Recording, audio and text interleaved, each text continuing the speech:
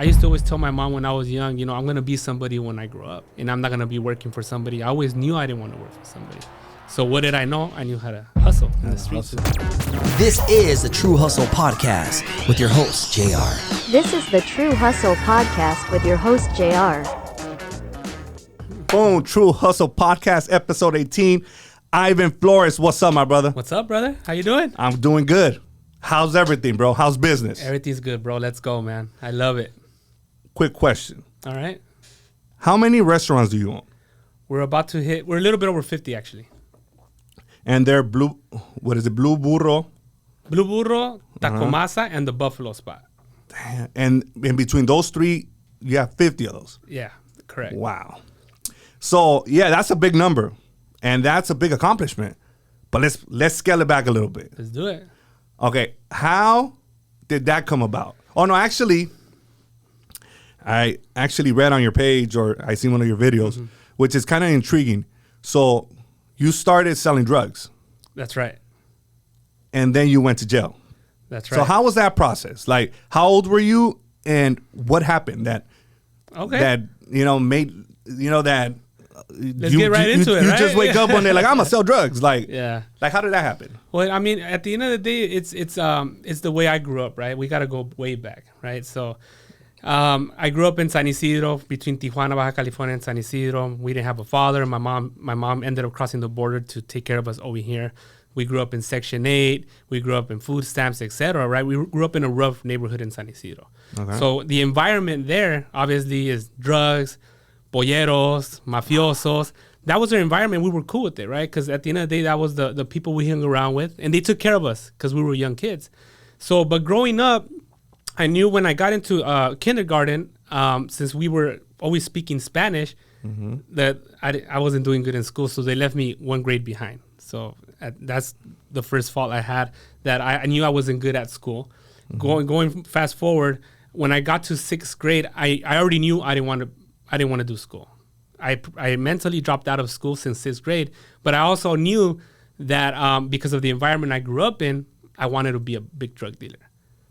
And that was because you just wanted the money. You wanted, like, how did that thought process come about? Because in the 6th grade, you're what, like 11? You're like, well, I left 12. Remember, 12? I flunked the grade, bro. You know what I mean? So, like, how did that thought process, like, how did you process that? Like, hey, you know what?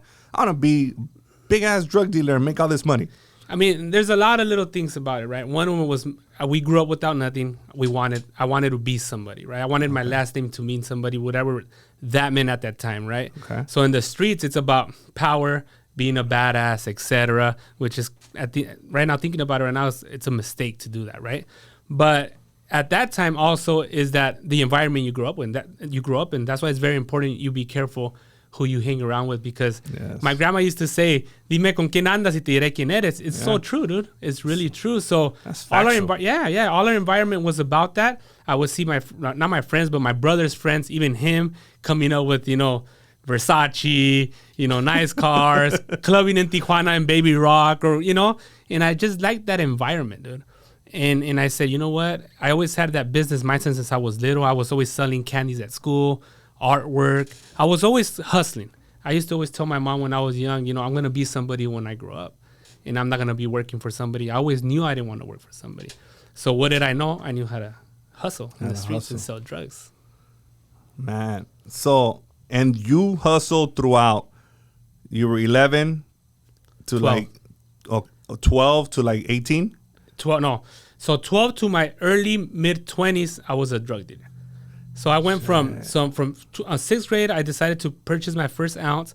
I got the ounce. I broke it up in dimes and nickels, grew that to a quarter pound to a pound to a lot of pounds.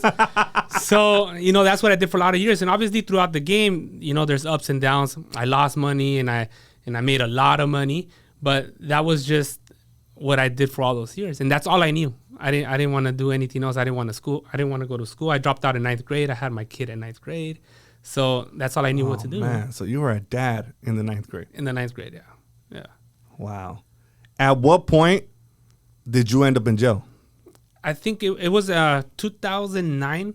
I didn't do a lot of time, and it was more I I got out of doing, it was a couple of months, got out and still did my same thing, bro. Like, it wasn't, to me, the streets, the jail is like the streets, bro. You're just with the same people.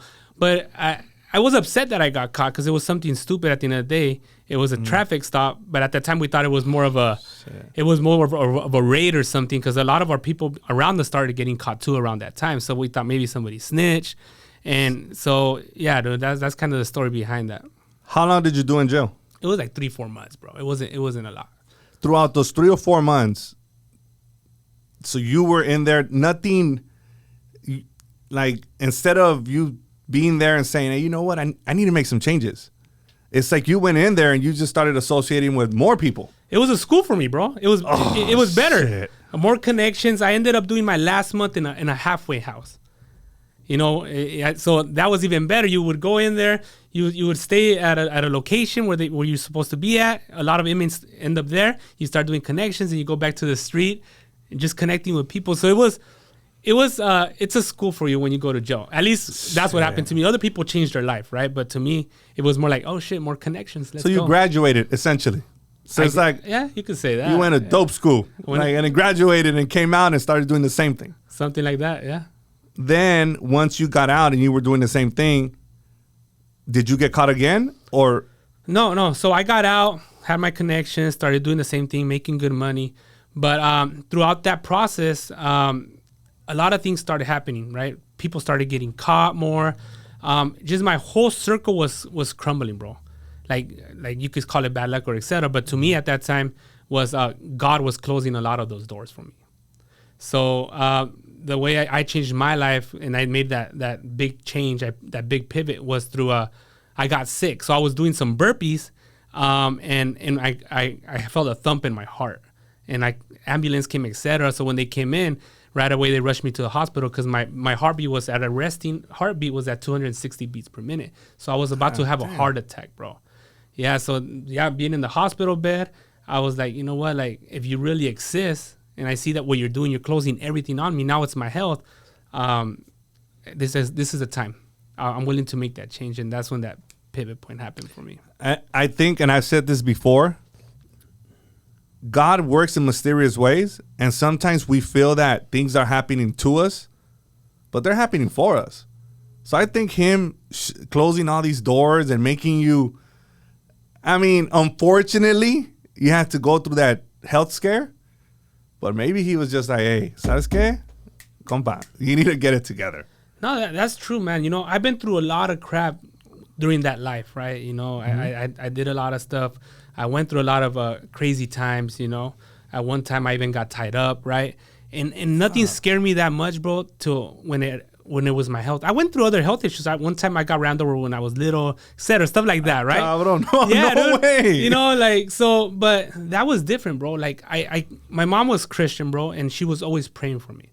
And she would say, si algo te va a pasar algún día, make sure you pray to God y pídele perdón and just for all your sins, bro, you know? So, I started thinking a lot about my mom, like, you know what, maybe like it's too much. It was really too much, bro. Like all my close friends were getting caught, some were getting killed, and then this health thing, right, happens. So I'm like, it really is God. So I decided to make that change. So when you got out of the hospital, yeah. So you were like a reborn Christian. That's right. Like gonna say, hey, ya no más, you know, no more craziness.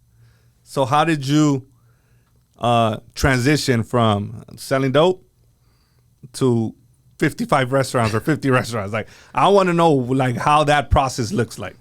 I've always said it, and I said it on my social media platforms, that's the hardest thing I've ever done, is the transition from the street life, the drug dealer, to becoming a Christian. And there's different things why.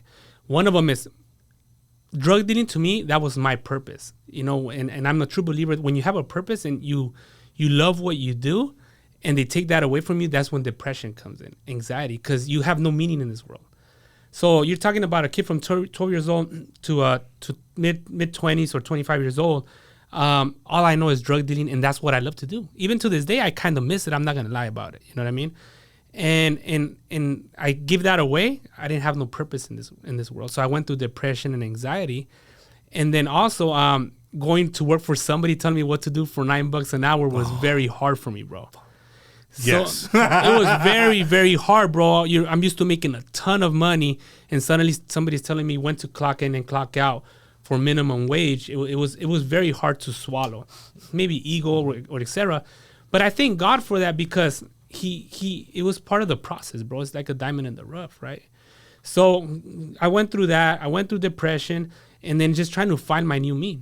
So I prayed to God. I'm like, hey, Dios, is this what it's all about? I give my life to you. I thought things were supposed to be better.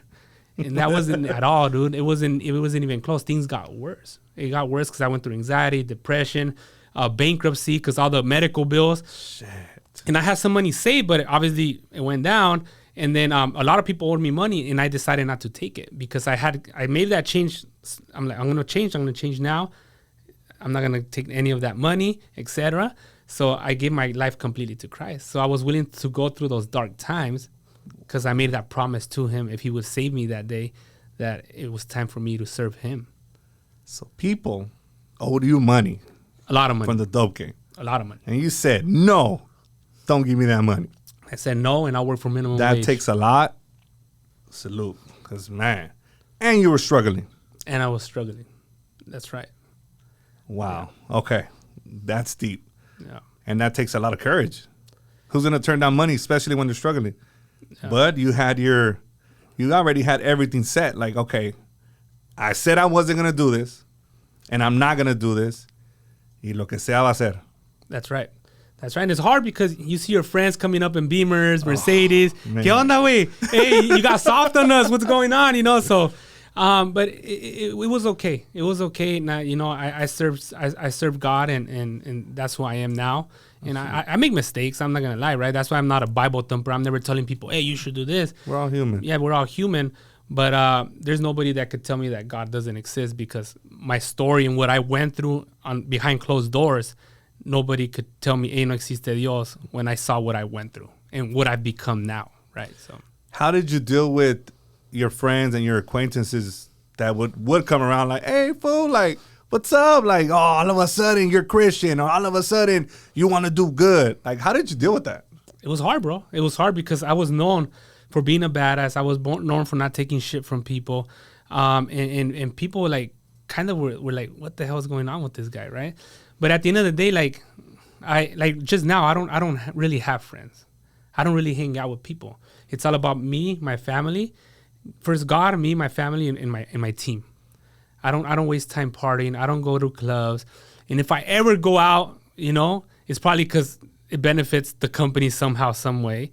But I try not to. I'm a true believer that anything after 10 p.m., there's nothing good out there. There's just isn't nothing good out there. And I'm smiling because I think I just found my twin brother. I used to party a lot, drink a lot, and my daughter turned 8 on Sunday.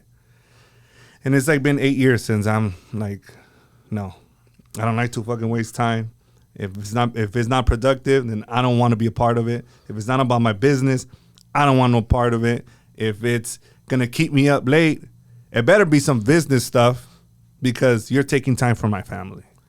100%. So it's either I go gym, office, home. It's just like a triangle. It's like that's how I operate.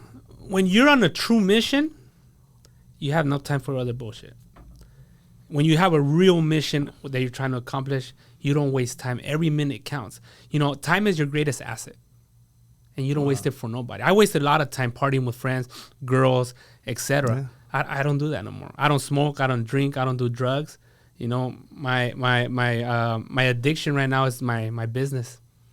Yeah, me too. And every now and then some tacos. Go to Taco Masa for those, bro. Okay, I'm gonna have to try it.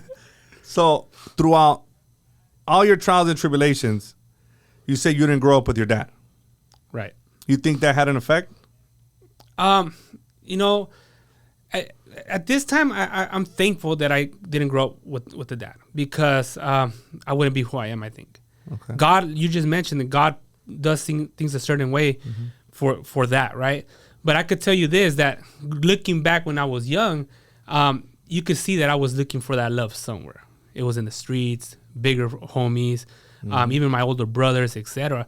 So I'm a true believer that every household needs that father figure.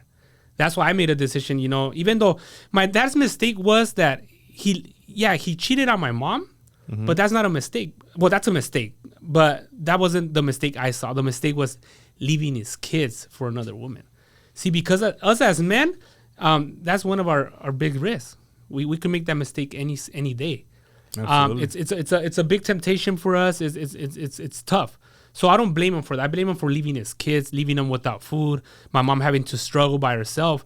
And even now, ya lo perdono, I got it off my chest. But I'm a true believer that every child should have their dad, because maybe I would have gone a different route. I wouldn't have gotten into drugs. A lot of things wouldn't have happened. My mom wouldn't have gone to all those things, or my brothers, right? But at the end of the day, I thank God for everything I went through. I tell people all the time, if Ivan Flores was to restart again, I wouldn't change a thing, because that's what made me who I am, and that's what God put me through to become Ivan Flores right now. And that's what's up. Yeah. So you said you pretty much accepted your dad not being there. Like, how did you get over it though? Because I'm sure that you were harvesting a lot of like animosity and like, oh, I hate this guy. Like, how did you overcome that? Look, I go back to receiving Christ in my heart. He started cleaning all those things, right? He started cleaning my old habits, being with other women, partying, drinking. I used to party a lot. He cleaned out the anger I had towards my dad, because believe it or not, I didn't realize it, but I had anger. Yeah. So I called him, and we're good now. Like, we don't talk every day. We talk once a year, but I don't have those feelings I have had for them back then, especially when I see some of my close friends with their father. I'm like, man, that would have been pretty sick. You know what I mean? Yeah, and I think you're not the only one, because sometimes I see some of my friends and I'm like, damn, man, like they have like great relationships with their dads and like hanging out and like, hey, high five, y vámonos. And it's like, I'm trying to develop that with my dad, but he's been through some shit, and he's probably, But that's where we come in and we change that generational curse, dude. Like, no matter what happens, I mean, God would have to take me out of this world for me to leave my kids the way he did.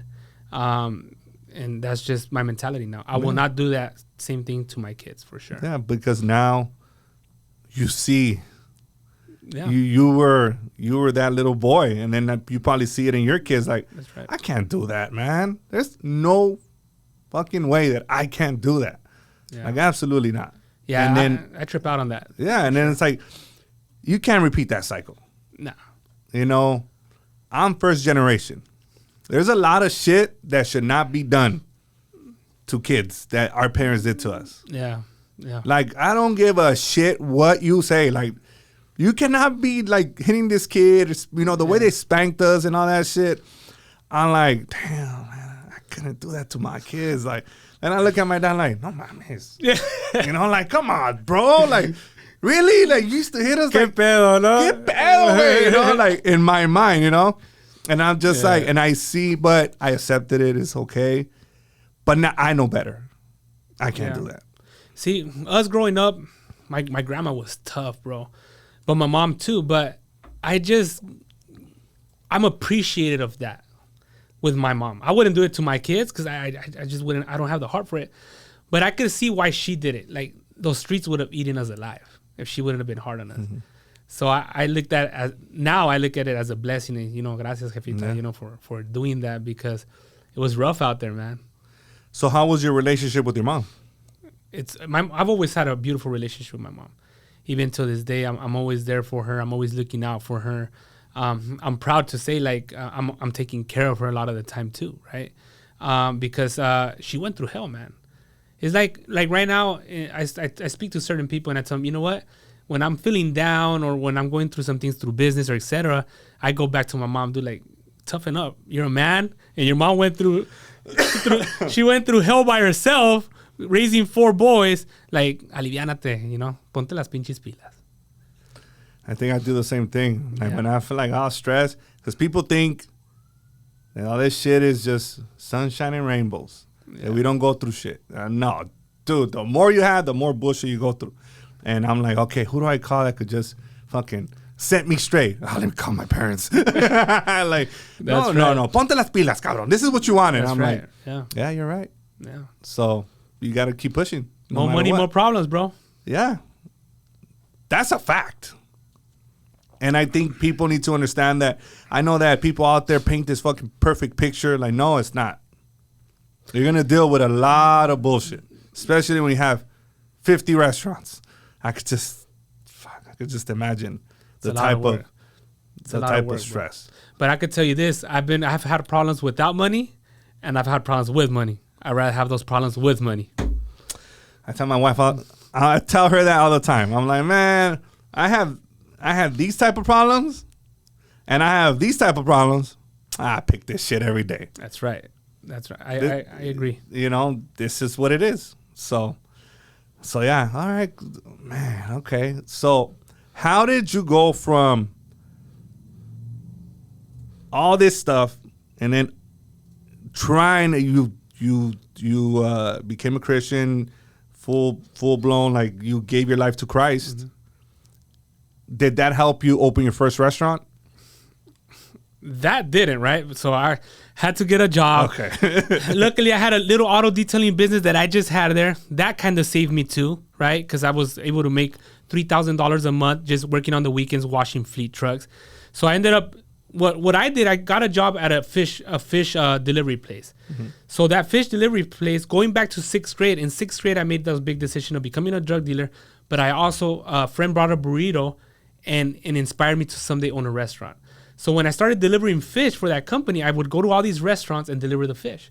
Mm-hmm. And that got triggered again. Like, you know what? I'm going to do a restaurant. I didn't know shit about restaurants.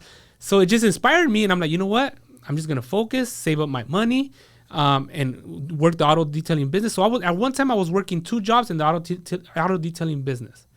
So I was working 6 a.m. till 5 p.m. at the delivering fish, from 5 p.m.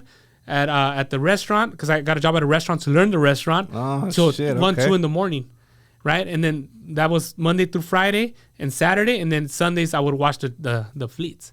So you were working 7 days a week? I was working 7 days a week, 3, you could say 3 jobs. And to save up money to open your own stuff. To save up money. So what I did during that time, and I got into real estate. I'll tell you what I did. I started reading Rich Dad Poor Dad. Okay, that's a good book. To me, that was one of my biggest mentors, bro, Robert Kiyosaki, which I met recently.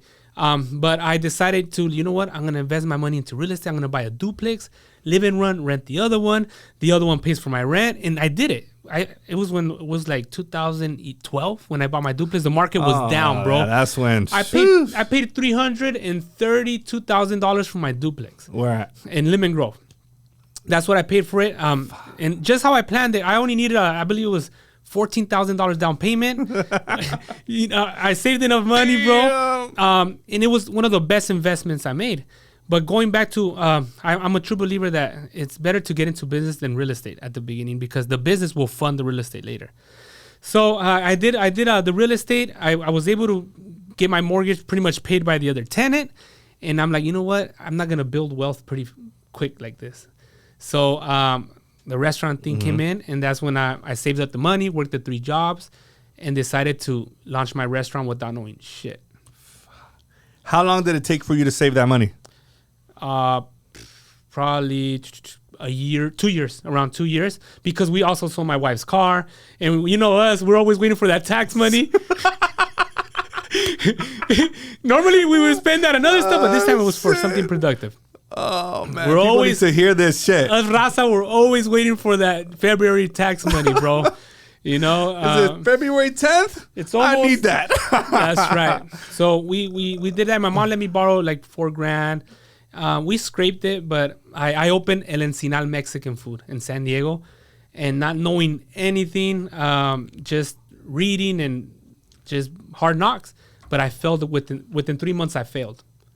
I had to pretty much close the doors, and but that's where the buffalo fries was born, because back over in San Diego, there's this product called carne asada fries. So we're very known over there for that. I'm like, what if I create something like that but with chicken? And when I was doing that, it ended up being a hit, but I was already closing my doors. So I ended up partnering with some guys in that location, and it didn't work out well either. So I ended up taking, I'm like, you know what, I'm just going to open in LA. The demographics are there. There's more population density there. And we found our Long Beach location. We got lost and found that location. What went wrong? Like at the beginning that you had to close that one down? Everything, bro. Everything. You know, as an entrepreneur, everything goes wrong, bro. Yes. There's just... Especially starting. Especially starting. Do everything. It's like, this is the right way, and then you're going to do everything the wrong way. And it's just, that's how you learn. You're undercapitalized. You don't know demographics. You don't know marketing. You don't know HR. You don't know the menu mix, what works in that demographic. Everything you could think of, I did wrong. But that's how I still operate. I jump first, and I start building as I'm going. And I still do that to this day. But now I'm more educated. Now I know about liabilities and assets. Now I know about lawsuits. I know how to protect myself. You know, the business acumen comes through doing all the wrong stuff. But that, you failing there, just made you just go fucking. That was Harvard for me, bro. Harvard. It was the best school for me. It was that failure. So you think failure is a real teacher? Like, it'll teach you stuff that you'll be like, okay, I'm not going to do that shit again. There's no such thing as failure, bro. It's lessons. It's lessons. That's what it is. We say failure, but to me, they're all lessons. I love failures because I learn from them. They hurt, but you need them. There's no successful person, at least a first-generation entrepreneur. What I mean by first generation, somebody that started it all, right? Mm-hmm. There's no such thing as those guys not having failures. It's very rare where you find they didn't have failures. I own a lot of other businesses. My auto detailing business failed. I used to do storages, auctions. I used to go to swap meets. I used to sell on eBay. I did a lot of other businesses before I landed this one. So everybody tells me, if you look at my Instagram, no, pues sí, ya se cree mucho. Like, yeah, you know what? Like, no me llegó de la noche a la mañana. It took years. I was a drug dealer for many years. I went through a lot of business acumen there. So it's lessons. I think the issue with social media is that people just see the end product. Yeah. They just see, you know, your restaurants, your this, your that, you have a nice watch, etc. And they don't see like, bro, it's like 10 years in the making.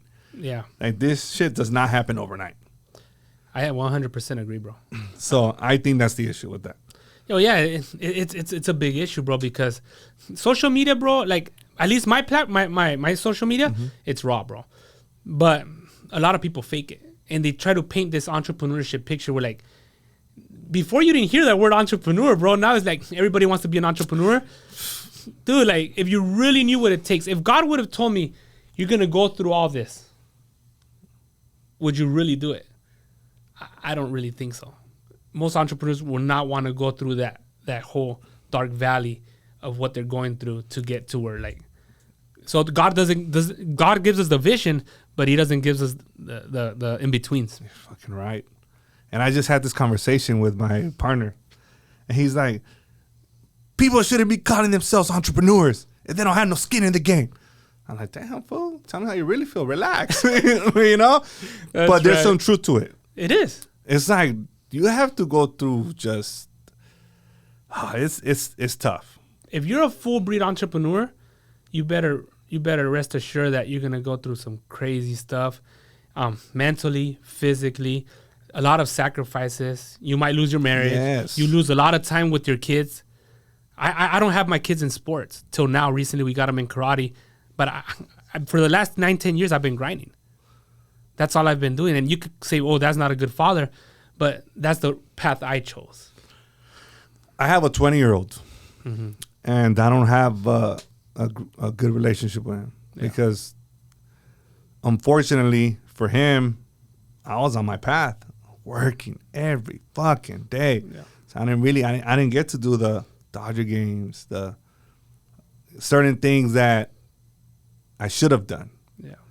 But he can't say I was out there. Man, I was grinding, you know. And unfortunately, I didn't have balance at the time. And I don't think I have balance now. There's no such thing as work-life balance, bro. I just try to operate to the best of my ability. And I try to prioritize my family, of course. If I'm not here, I ain't going to be fucking out there fucking. No, bro. Yeah. I'm going to be with my family. The only reason I'm not with my family is because I'm working. That's right. And you just actually answered the question that I wanted to ask you. If you want to reach certain heights and be successful, is there such thing as balance? There isn't, bro. There isn't. At least what I'm trying to do, the empire I'm trying to build, there isn't.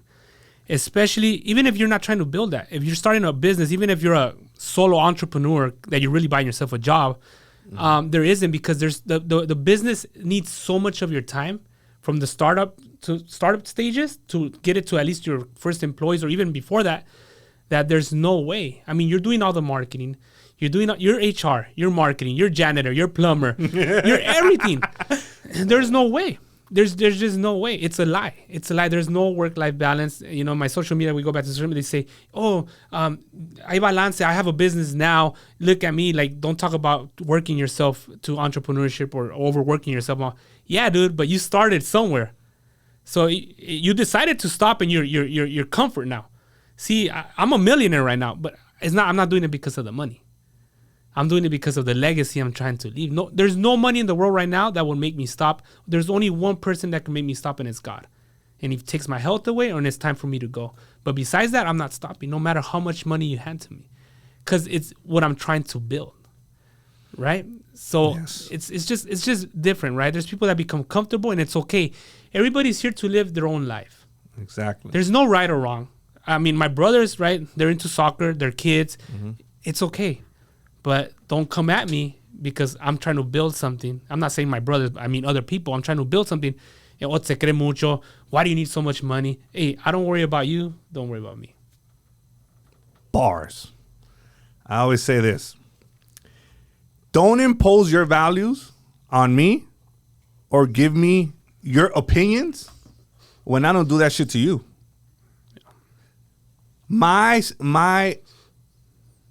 life and the way I decide to do things is my way. And there's nothing wrong with it. That's right.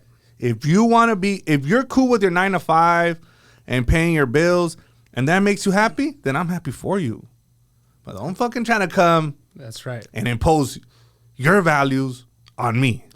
That's right. I don't do it to you. I respect, a lot of my friends are still 9 to 5ers. Because I used to work 9 to 5. I worked for the county for 13 years. And they're still my friends.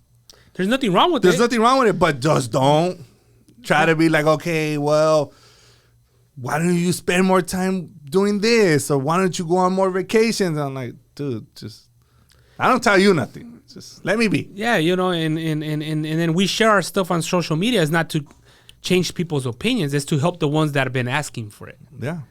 Like my social media platform, the number one reason I did it was for legacy content. It was for my kids. So if I ever leave here, they're going to go back and look at my videos and say, damn, this is how my dad thought. These were my dad's mistakes. I'm not going to do that. So that's the main reason why I'm building social media, because I was very timid to be on camera. I didn't want people to know my business. There's safety aspects about social media too. But now I'm all in. Last 4 months, like if you go back to my content, I post 3 times a day. I'm all in. I started a podcast, right? We grab content from the podcast we post. Yes. I mean, if social media is a tool to get eyes on you. It's Absolutely. Marketing. That's all it is for the business aspect. But for me, number one is to leave my kids a book, a guide of who their father, who Ivan Flores was. They're gonna have archives. They could just be like, I want to know this. Let's click on that. That's right. So it's like I thought about, remember we talked about this? I was like, man, if somebody would bring me an iPad with archives of my grandfather on how he did things and how he was able to, acquire land back in the days and do this, man, I would jump up and down just to hear him speak. We look at an old photo and we get all sentimental, right? Like, imagine a video. Imagine him saying, así lo hice, cabrón. Something like that, like that's so powerful. Yeah. And this is gonna live forever. It's forever. So not just your kids. Exactly. Your grandkids. Exactly. Your great. Hey, how did my grandpa do it? Oh, well, let's go on the IG. Or I don't know what it's gonna be later, But the point is that it's there. It's there. Exactly. And they could go back and then say, you know what? This is how we did it. Exactly. So how did you go from the first one to the second one and so on and so forth? Because you got like 50. So how did, when you opened your first one in Long Beach, which was The Buffalo spot. the Buffalo spot. So once you opened the first Buffalo spot, you were like, hey, you know what? I'm gonna open a second one. Like, what's that thought process? You know, for you to go through that process, an entrepreneur, you're really, I think you're like verge of craziness when you're an entrepreneur. I'll tell you why. At least in my story, because I filmed my first restaurant. I go to the Buffalo spot in Long Beach. We find that location. Mm-hmm. It was meant to be. It was fully built. I opened that location with $21,000. It was a second generation restaurant space. I open it. We paint it ourselves, etc. And we open it, and it's a failure. We didn't have sales. $500 a day. I have to be there open to close. Keep in mind that's in Long Beach, and my family was in San Diego. Oh shit. Yeah. So I open it. I didn't have enough money to drive back to San Diego, so I would have to sleep in the restaurant. So I slept in the restaurant, and the times that I was going back to San Diego, the only reason I went back, it was to see my newborn sleep. Because I was like, I haven't seen this guy. So I would drive back around 1 a.m., drive back, get there around 3 a.m., look at him sleep, wake up at 5 in the morning because I have to be back in Restaurant Depot here in LA to pick up the food for the next day. It was the hardest thing, bro, that anybody could go through. I think you don't have money. Keep in mind, I didn't tell my wife what we were going through financially. We were about to lose everything. I lost the first restaurant. She's always supporting me, dude. I love my life to death, my wife to death, bro. She was there through all the bullshit I put her through. She was there through all the drug dealing, all the partying I did. And now she's supporting me to open my first restaurant, which failed. And now she's like, okay, you failed. Supporting me to do the second restaurant that's about to fail. I don't tell her nothing, bro. And she's still with me. She's my ride or die. She's my high school sweetheart, bro. We're still together till this day. We have a 21-year-old together. So, yeah, bro, it was hard. So I opened that restaurant, $500 a day, open to close, working 7 days a week again. But I love what I do, bro. I'm a true believer that if you're going to become an entrepreneur or start a business, you better be passionate about it. Because that life is going to test you. And if you don't love what you do, because in reality, you're going to be making less than minimum wage, you will quit. Because you're not a real failure. If you want to use the real word failure, you're not a real failure until you quit. I closed my first restaurant. No, that wasn't a failure. That was a learning lesson. Mm-hmm. I kept going, so I didn't quit. So now my second restaurant, I'm failing. And what do? I'm just sleeping in there, and I get into Instagram. That's how I saved that restaurant. So December 2013, I start posting free buffalo fries. I just wanted, like the streets, bro. What's the best way to sell drugs? Do you know what the best way to sell drugs is? Have people taste the product. Freebies. Here's a little 20. Here's a little a $5 or a 10. Yeah. Boom. There you go. Marketing, bro. I use that same tactic for my buffalo fries. I post free buffalo fries, show us the post, and taste our product, and it started building little by little. But I'm sitting there in the dining area, it's lonely. I look in Craigslist, I find a second location. You're failing in your first location. How do I tell my wife I'm going to open a second location? How are you going to tell the people around you, hey, I didn't have money. A really good friend of mine, Antonio, like he's actually one of my right-hand people here. I told him, let me borrow some money, bro. I'm going to open a second location. I'm going to open this location, $15,000. It's in Compton. And he said yes without a heartbeat. And I opened that location in 14 days, $15,000. And right when I opened it, it was a hit. It was a hit. The other one was building momentum because of the marketing I did, and it just blew up after that. They both just started blowing up. So the Compton one helped the other one blow up. Yeah. Yeah, the first one was failing. I did some marketing, and then I opened Compton, and it just, like, together they started going up. But that's just persistence, bro. And that's what a lot of people got to understand. You got to be very persistent when it comes to entrepreneurship. People throw in the towel too soon. Yeah. It's very important, right? So now that happens. Then this investor comes in where I want to be part of the Buffalo spot. Okay. And I didn't know nothing. I don't do partners right now because of that reason. He's a really good friend of mine, but I learned so much. He invested into the Lemon Grove, the Euclid location. After the 4th, 5th location, I end up there's this guy outside of my parking lot in Long Beach. He said, hey, your brand could be franchisable. Let me help you through it. I got the stuff. He showed me a big plan. I decided not to do it. But then this other guy came in San Diego and I decided to do it. And that's when things took off. Franchising, I started building more stores, corporate and franchise. And So that shit just yeah. boom. But you never quit. You never quit. How was the Blue Burro brand created? Blue Burro, I tried, us entrepreneurs, we're always chasing shiny objects, bro. So I opened another concept, organic fort. I signed a lease. The location didn't work. The landlord didn't want to let me out. And I'm like, you know what? I have to pivot from this. So what am I going to do? I'm going to grab my product from Encinal Mexican food, create a menu like In-N-Out, burritos, shakes, and fries, launch it. Total success, bro. I didn't quit. So I opened that concept. Now it's franchising and it's very profitable business.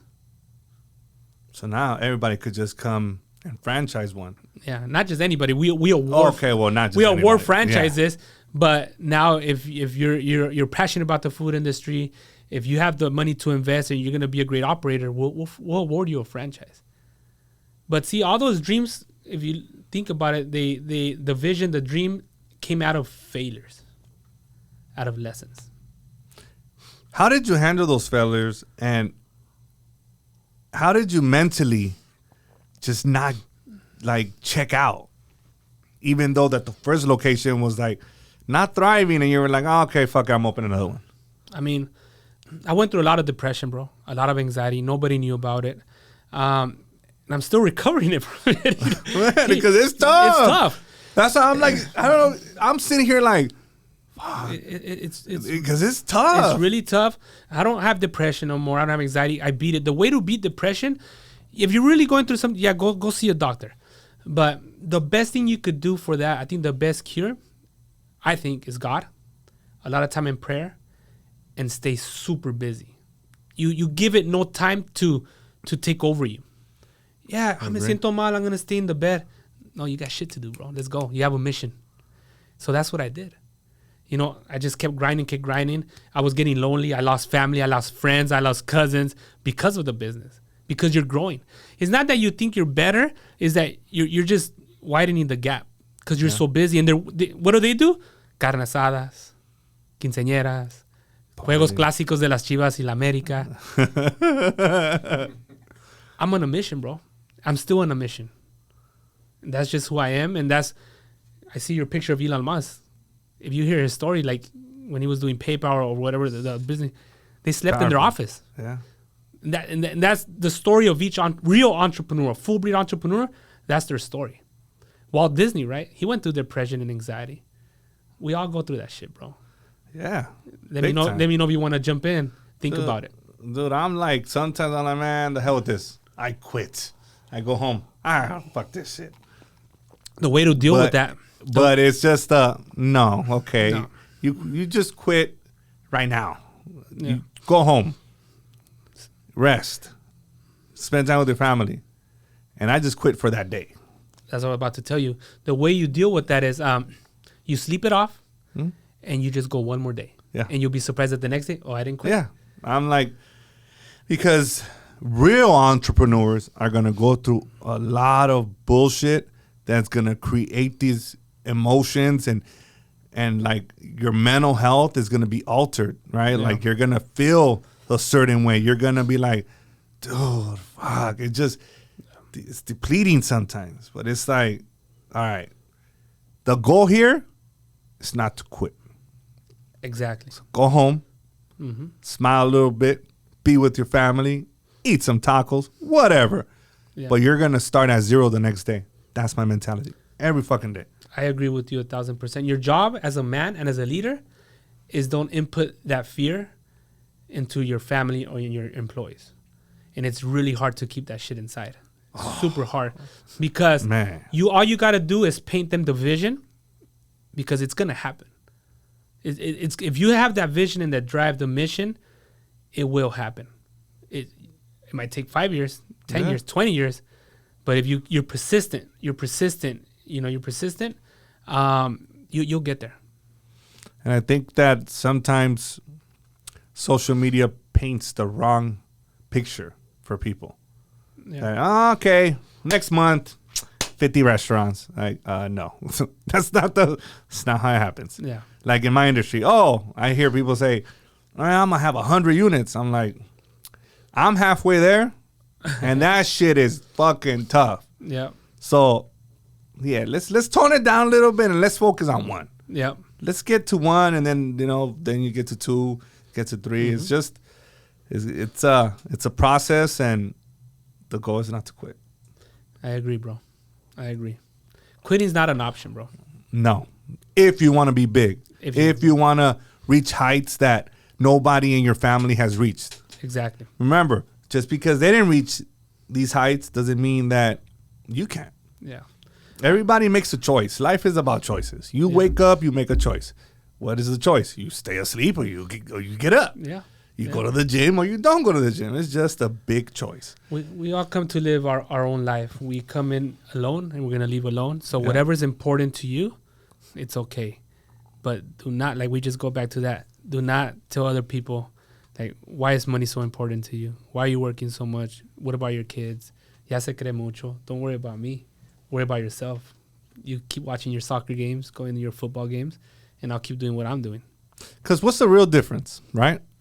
You choose how you want to spend your time, and I choose how to spend my time. That's all it is. I just want to grind, make shit happen, and you choose not to do that. There is no right or wrong, Yeah. but this is right for me. My grandma, I go back to my grandma. I learned so much from her. Me decía, mijo, el que no corre de joven, de viejo gatea. So to me, is like, what she was telling me is, you better freaking hustle, because when you're old, nobody's gonna take care of you.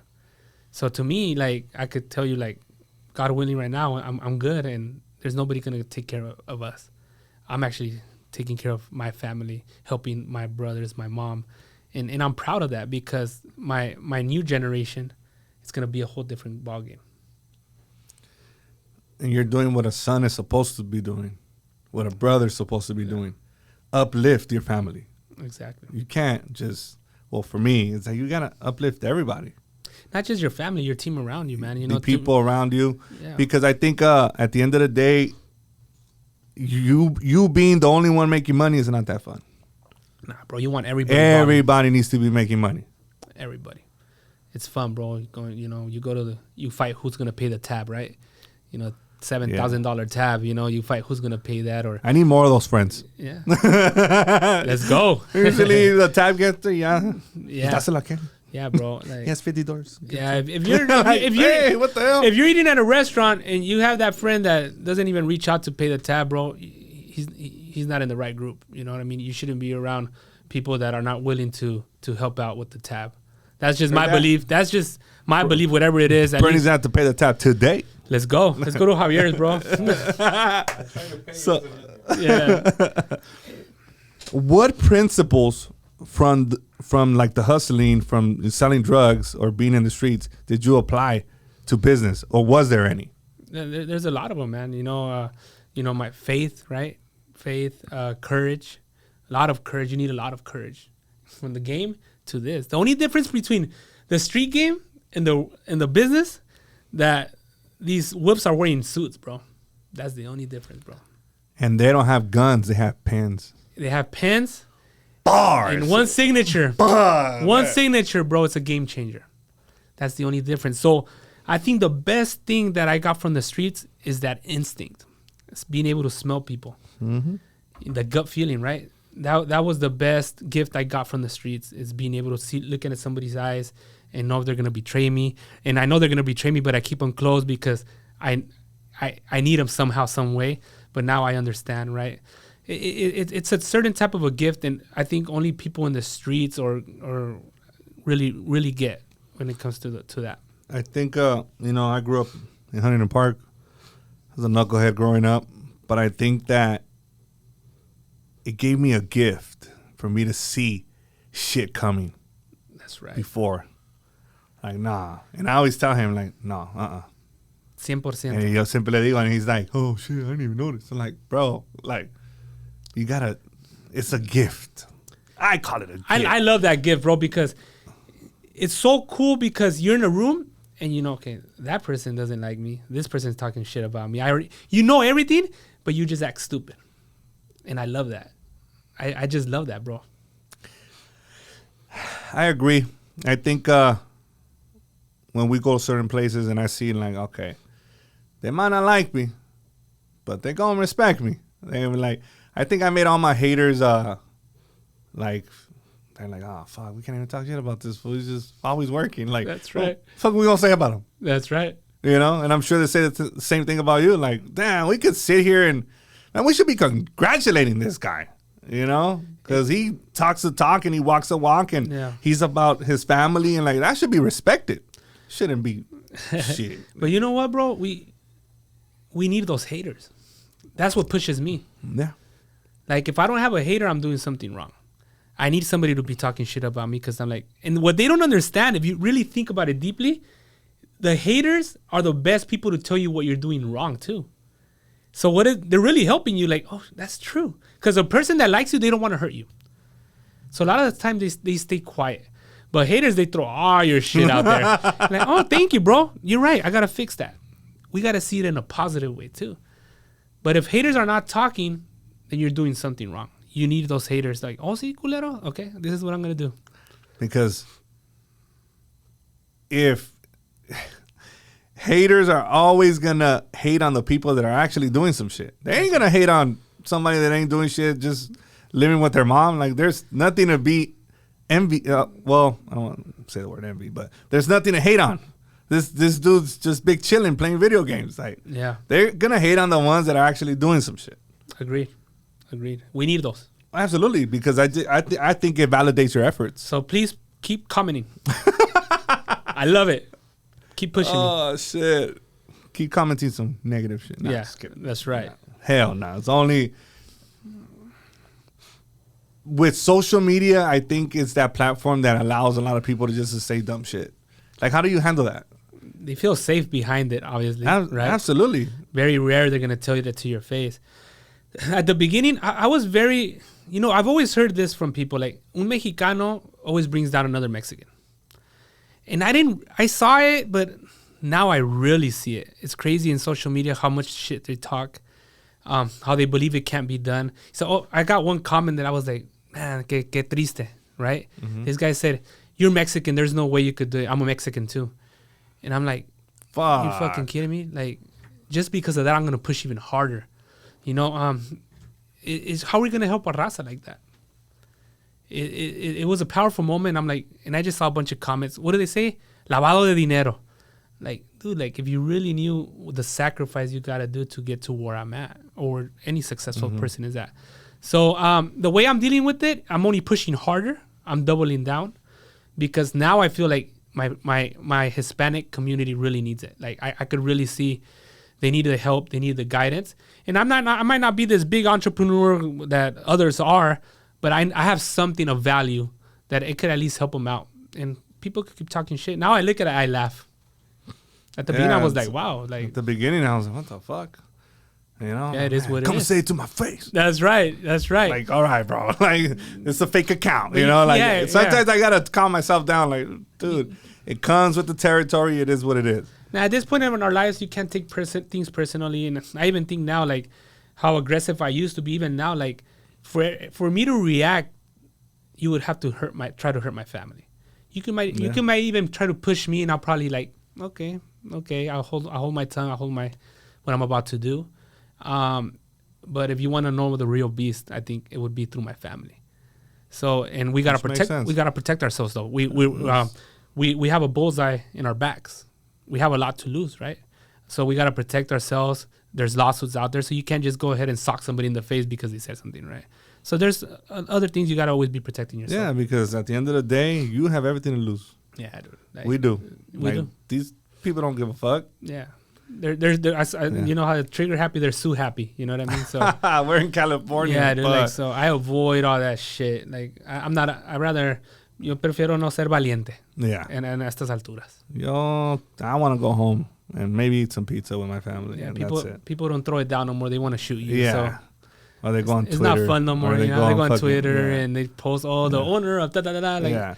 Whatever. You know? So let me ask you this, because you said something very powerful. You know, I think that as Latinos, I'm Mexican. Like, raza's not used to supporting each other. How do we change that? I think the biggest one is educating them, because I wasn't educated at one point. I dropped out of high school. My parents it's generations, right? It's educating them and be consistent on the education, at least coming from us. You got to be consistent. All those comments, bad ones I get, I also get good ones. People telling me, hey, you changed my life. I get a lot of DMs. You inspired me. I'm starting my business. We got to teach financial freedom. It's either through restaurants, real estate, whatever it is. You got to show them what's an asset, what's a liability. How do you have a job and do investments on the side so sooner it'll take over that job. You could leave and have financial freedom. So it's just about education. We got to educate them.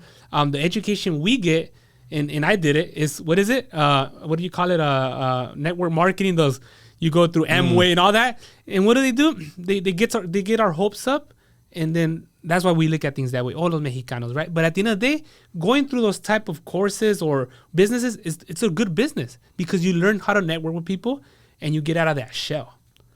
But just because you had one bad experience doesn't mean that everybody else is that way. So to me, it's all about education. At least for me, you're going to get education on what I went through. Like, I don't know a lot about real estate. I'll tell you what I did with that duplex, which I still have. But that's about it. But you'll get what I did with business through restaurants. Because that's what you specialize in. That's my specialty. And for me, on my platforms, I give everything for free. Like, I'm telling you how I did it. I'm telling you this is how I bought my first 4 units. Some of this shit I paid for. And it's free. All you got to do is just watch this reel. Like, everything that I provide, I do it with good intentions. And, hey, hopefully you do something with it. I mean, we do real estate, and I hope that you come with us. Yeah. But you don't have to. Just do it. Do it with somebody. You know, right now, I could tell you this. Que no pasara, ¿verdad? You lose everything right now, I bet you anything you'll be able to remake it again. Absolutely. Because esto nadie te lo va a quitar. What you've learned, the thousands of dollars you invested into your personal growth, your education, through whatever industry you're in, nobody could take that away from you. Like, if I ever fail, which I'm not, I'm just not going to quit, I could do it all over again. Because you're blessed with that. Yeah. I call it the warrior syndrome. Like, no matter what, you're going to make shit happen. We're going to make shit happen. That's the way I am. I said, I could fall. I mean, I've fallen, and I'm always going to get up. And I'm always going to keep on going. As entrepreneurs, we're always going to fall, but we're just going to get up. Denzel Washington says, I don't want to fall. I want to land on my back so I could get back up. You know what I mean? Some of those falls hurt sometimes, but it's like, shit, we still get up. Yeah. You still got to make it happen. Yeah. So, but you're right. We need to educate each other more. We're the biggest. We're not minorities. We're the majority here. Yeah. That's so if we start supporting each other, game over, bro. It's fucking mind blowing how many brown people there is. Not just Mexicans, Salvadorians, Guatemalans, everybody. Like, we're so deep. Yeah. And if we educate ourselves, if we start supporting each other's businesses, it's game over. If you look, the Jewish, why are they so successful? Is because they're a very tight community. They support each other.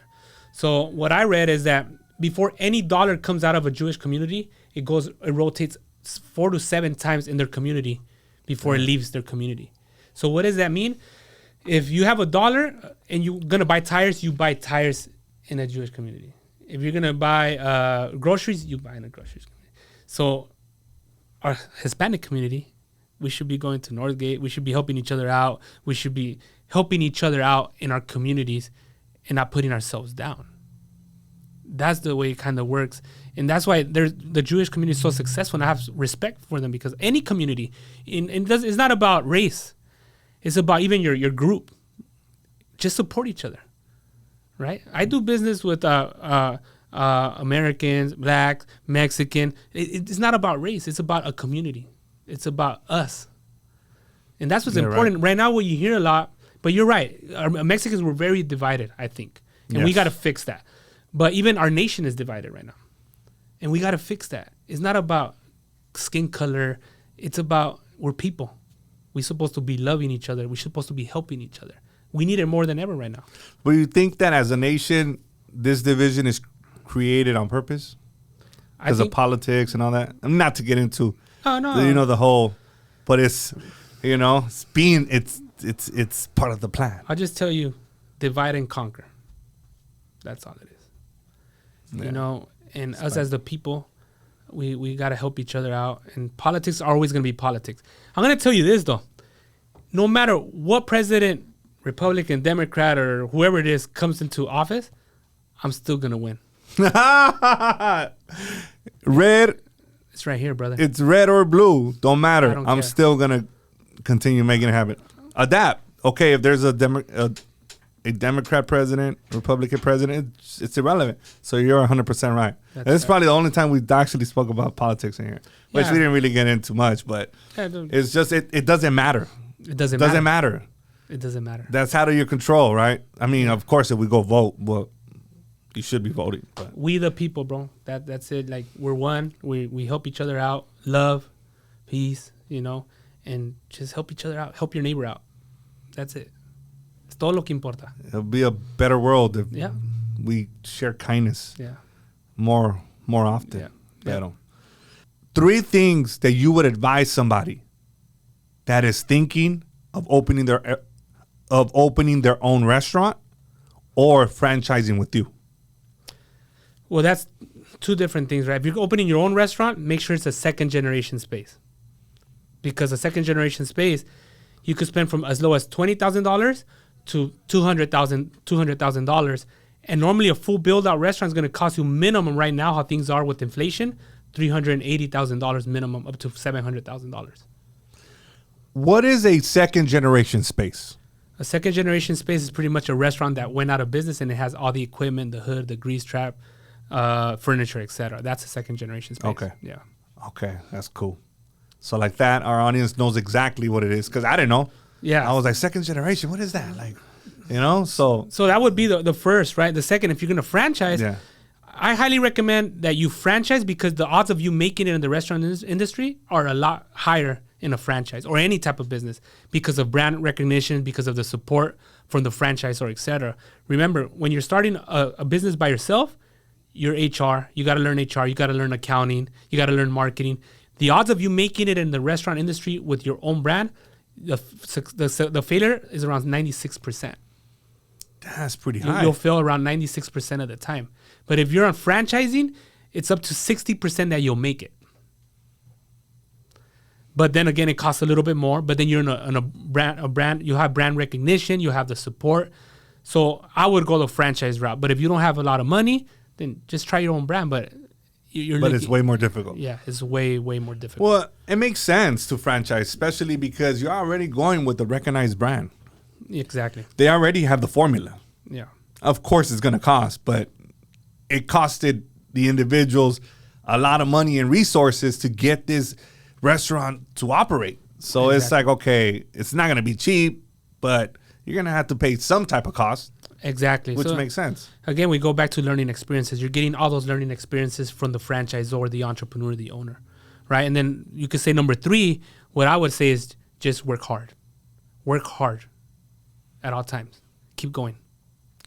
What are some of the roadblocks that you experience that you're like, you know what? Don't do this. One of the biggest ones is doing business with family and friends.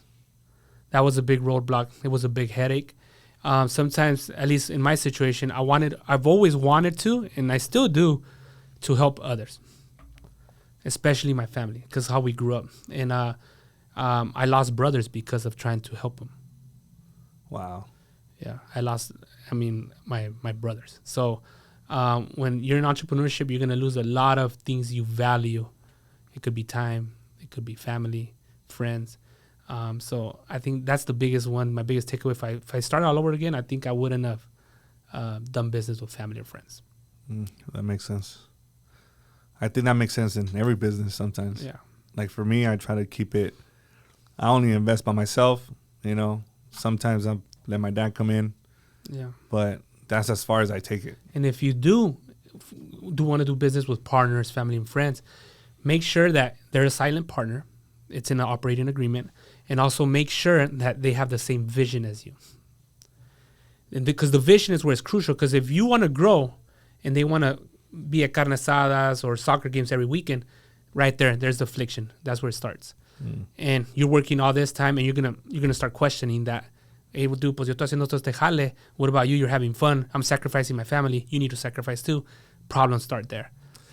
Because one takes it more serious than the other. Exactly. And that's when, that makes complete sense. Because Exactly. if you're busting your ass and your cousin or whatever relative is like part of the business is big chilling, watching the America Chivas game, Yeah. I would be probably pissed. Yeah. No, yeah, of course. So when you're starting a business, everything's emotional.